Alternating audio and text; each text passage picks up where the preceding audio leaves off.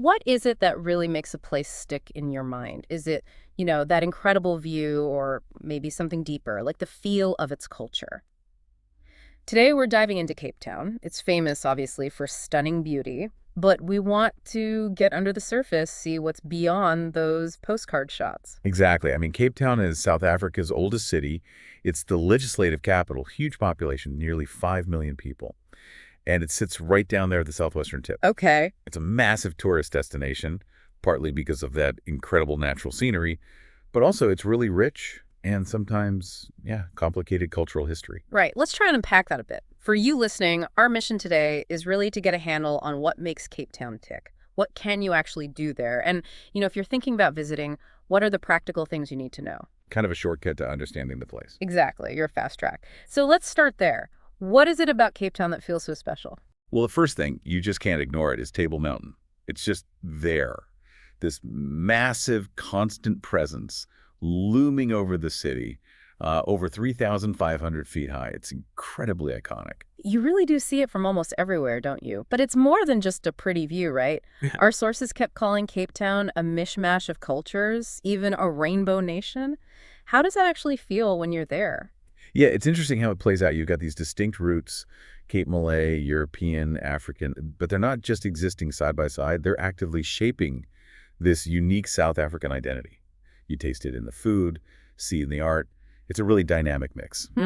Dynamic. And does that mix maybe create a certain kind of atmosphere? Someone mentioned a laid-back vibe, a slower pace that people notice. Is that generally true? That does seem to be a common feeling people get. Even though it's a big city, there's this reported sense of, unhurriedness. This would be quite refreshing, I think, compared to other major hubs. Definitely part of its charm. Okay, so Table Mountain is huge, literally. But what else adds to that famous natural beauty?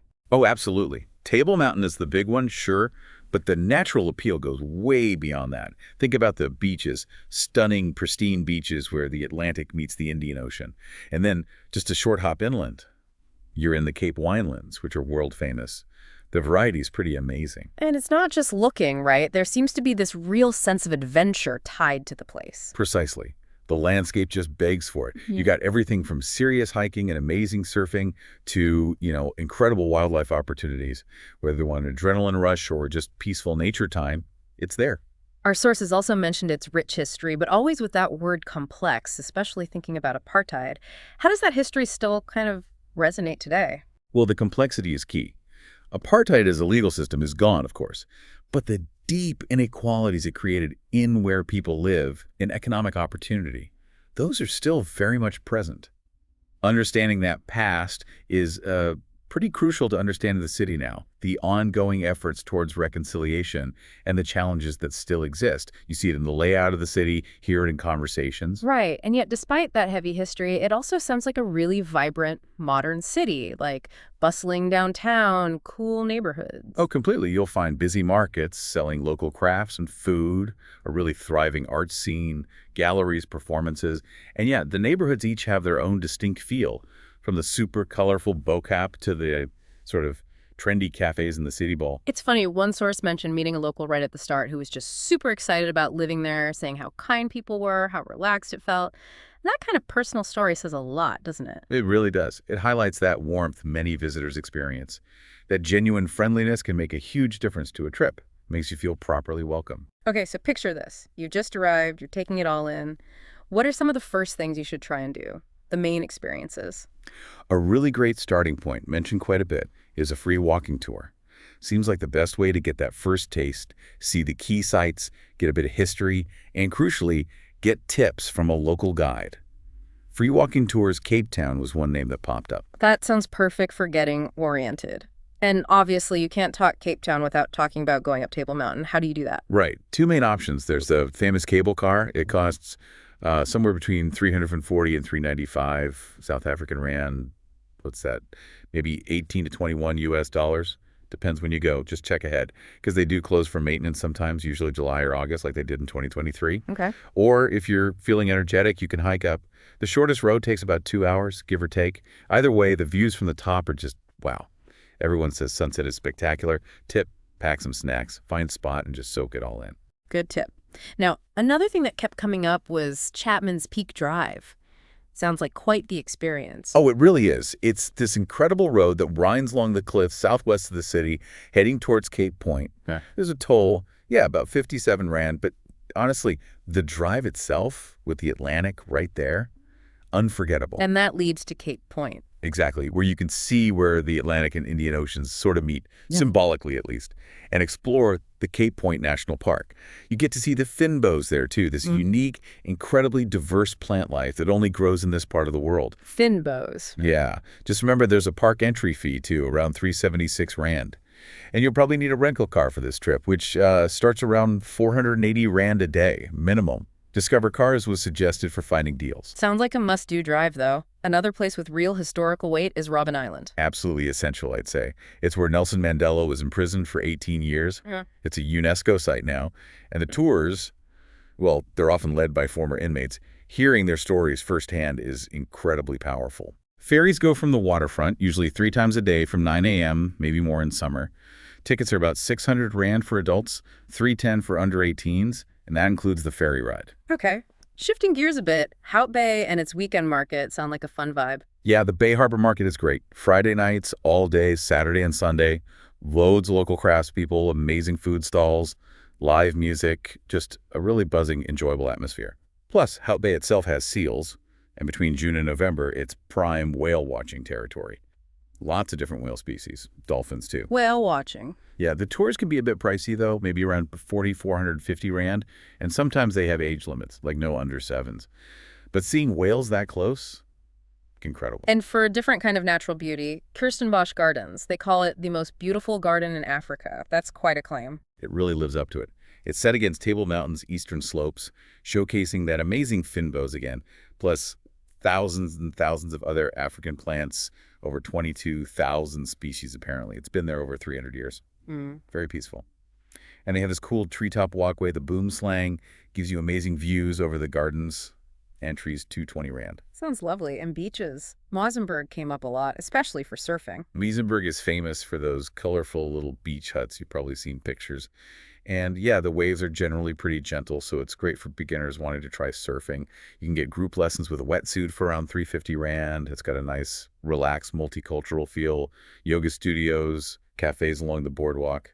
Just a cool place to hang out. No, if the Table Mountain hike feels a bit much, but you still want those amazing views. Lion's Head. Perfect alternative. It's a much shorter hike, maybe 45 minutes up, but the payoff is huge, 360-degree views of the city, the coast, Table Mountain. It gets super popular for sunrise and sunset, so expect crowds then. Yeah. Definitely bring a flashlight if you're going down after dark. Yeah. And lots of people take a sundowner like a gin and tonic to enjoy the top. A sundowner at sunset on Lion's Head. Nice. And for wildlife closer up, Boulder's beach penguins. They sound adorable. They are. It's home to this big colony of African penguins, sometimes called jackass penguins because of the sound they make. You view them from boardwalks to protect their space. There's an entry fee, 152 Rand for adults, 75 for kids, helps with conservation. Just remember, they might look cuddly, but they can bite. So admire from the boardwalks. Good warning. Okay, can't talk about the Cape without mentioning wine. Stellenbosch. Oh, yeah, definitely. It's only about a 45-minute drive from the city. Hundreds of wineries. Tastings are usually pretty affordable, maybe 60 to 95 Rand, and often you can get food pairings too. If you don't want to drive, there are tours, around 684 Rand maybe, or the Vinehopper bus that's hop on, hop off, starting from about 390 Rand. Lanzarote was mentioned specifically for trying Pinotage, that classic South African red. Pinotage, got it. Back in the city, wandering through Bo-Kaap with all those bright colors sounds like a must. Absolutely. Those incredibly colorful houses are iconic. It's the historic heart of the Cape Malay community, originally where many enslaved people lived. It's visually amazing, and people there are generally friendly and used to photos. You'll find the Olwal Mosque there, South Africa's first, and a great restaurant called Bo-Kaap Kombos for authentic Cape Malay food. And for a deeper dive into that history, the Slave Lodge. Yeah, that's one of the oldest buildings in the city. It housed thousands upon thousands of enslaved people until 1811. Now it's a museum focused specifically on the history of slavery in Cape Town. Sobering, but really important. Definitely sounds important. Beyond these big sites, exploring different neighborhoods seems key too. For sure. Like Sea Point, it's got this lively promenade along the ocean, very diverse. Greenpoint has a big urban park, quite tourist-friendly. And then the V&A waterfront is just packed. Shops, restaurants, the Cape Wheel, the aquarium, boat trips, markets. You could spend days just there. And what about visiting a township, like Longa? Longa is one of the oldest townships, very significant culturally. A visit there can give you a different perspective on the city, insight into daily life. You might see local crafts, visit shops, maybe even join a cultural experience like learning to make pies. It's an important part of the Cape Town story. Okay. And just quickly, any other notable beaches besides Muizenberg?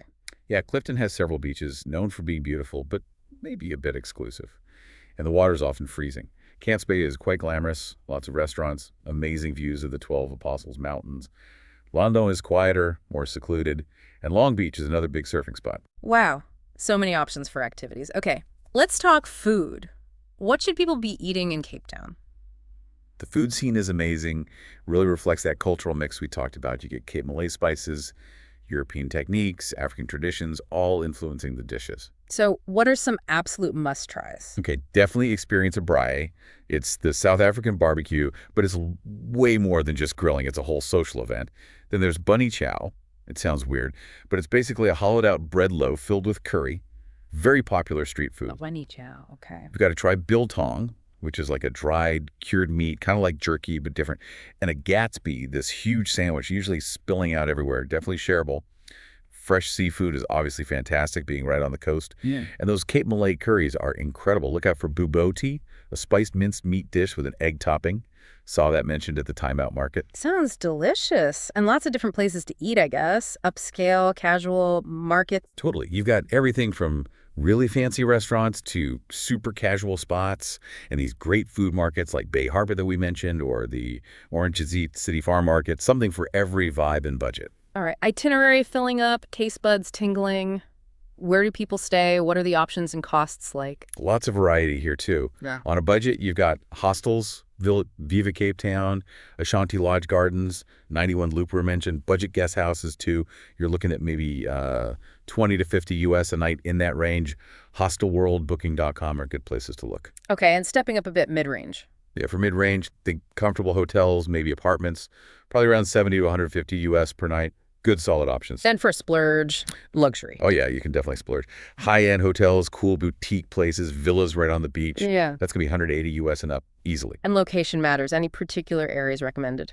Well, the V&A waterfront is super convenient for tourists, lots going on, but tends to be pricier. Camps Bay and Clifton are stunning for beach lovers, mostly luxury stays. The City Bowl, the central area, is vibrant, lots of action. Gardens and DeWatercant are trendy, artsy neighborhoods. For more budget-friendly, maybe look at Mosenberg, Vredehoek, or Woodstock. Still good access to everything. Good range of choices. Okay, got the food, got the bed. How do you get around this place? Getting there is easy. Cape Town International Airport is pretty close, maybe a 25-minute drive to the city center. Once you're there, renting a car is a good idea if you want to explore the peninsula, like Cape Point or the Winelands. Gives you freedom. Just remember, they drive on the left. Discover Cars came up again for rentals. Left side driving, noted. What about public transport in the city? They have a pretty modern bus system called My City. But honestly, ride-hailing like Uber and Bolt is super popular, generally quite cheap and really convenient. Taxis exist, but most people seem to prefer the apps. You've also got those hop-on, hop-off buses, great for hitting the main tourist spots easily.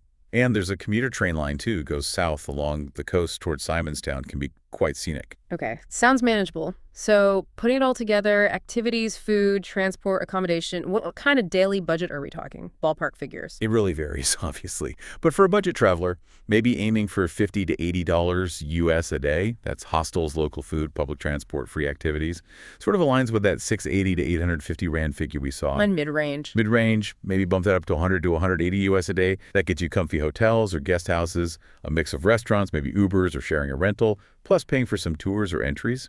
Roughly 1,250 to 1,500 Rand a day. And the luxury end. Sky's the limit, really. But maybe starting around 250 US a day and going up. That's top hotels, fine dining, private drivers, premium experiences. Are there good ways to save some cash while you're there? Definitely. Going in the off-season, South Africa's winter can save money on flights and places to stay. Do all the amazing free stuff. Hike Lion's Head, chill on the beaches, walk the Sea Point Promenade. Try not to do all your shopping right in the tourist hubs. Staying in those slightly cheaper neighborhoods like Muizenberg or Woodstock helps. And buying groceries at places like ShopRite or Checkers for some meals is always a money saver. Good tips. And timing is everything. When's the best time to actually go? Well, summer, November to February is warm, dry, perfect for beaches and being outdoors. But it's peak season, so it's busier and pricier. Right. Autumn, March to May, is lovely. Still pleasant temps, fewer crowds, really nice light for photos. Winter, June to August, is cooler, maybe wetter, but that's the best time for whale watching, and prices are generally lower. Just remember the Table Mountain cable car might be closed for maintenance in July, August. And spring, September, October, things start warming up, and you get amazing wildflowers blooming, especially up the West Coast. So really, there isn't a bad time, just different experiences. Makes sense. Beyond the logistics, what about the culture, the people? Anything unique visitors should know or be mindful of? Well, that Rainbow Nation idea is key, embracing the diversity. There's a real sense of resilience you feel, given the history. People often comment on how warm and friendly Cape Bretonnians are. It's good to engage respectfully with the past, maybe visit places like the District 6 Museum or the Slave Lodge we mentioned. Learning a bit of local slang always goes down well. And understanding things like the importance of the braai culture, that social barbecue, or how passionate people get about rugby, it helps you connect. Okay, last but definitely not least, safety is something people always ask about South Africa. What's the general advice for Cape Town? Yeah, it's important to talk about. Like any big city, you need to be aware of your surroundings, especially in crowded spots or at night. Petty crime like pickpocketing can happen in tourist areas, so keep an eye on your stuff. Standard advice, really. Pretty much. Stick to well-known areas, especially after dark. Maybe do a little research if you're heading somewhere less touristy. Use reputable taxis or ride-hailing apps rather than walking alone late at night. Don't flash expensive things around. And the sources did mention the income gap and crime stats. Yes, it's important to acknowledge there is significant inequality, and crime rates, including serious crime, are higher than in many Western cities. That statistic about homicides is sobering. There was that anecdote about a phone being snatched through an open car window, so yeah, maybe keep windows up in traffic. Okay. But it's also important to balance that. We saw mentions of Bo-Kaap feeling extremely safe to residents and places like Camps Bay having visible security. It's about being sensible and aware, not paranoid. Millions of tourists visit safely every year. Right. So bringing it all together, Cape Town sounds like this incredible mix. Stunning nature, yeah, but also this deep, complex history, a relaxed vibe, but also buzzing energy, this amazing blend of cultures. Exactly. It offers so much, from adventure and nature to really meaningful cultural experiences and great food. And there are ways to do it on different budgets at different times of the year. It really does sound like a place that offers more than just the surface beauty, a destination that invites you to engage a bit deeper. Absolutely. It promises those amazing views, but also a real connection with history, culture, and the people. So thinking about that mix and the incredible scenery, but also the complex realities, is Cape Town a place that makes you want to dive deeper? It definitely feels like there are layers upon layers to explore there. Maybe this chat has sparked some ideas for you listening.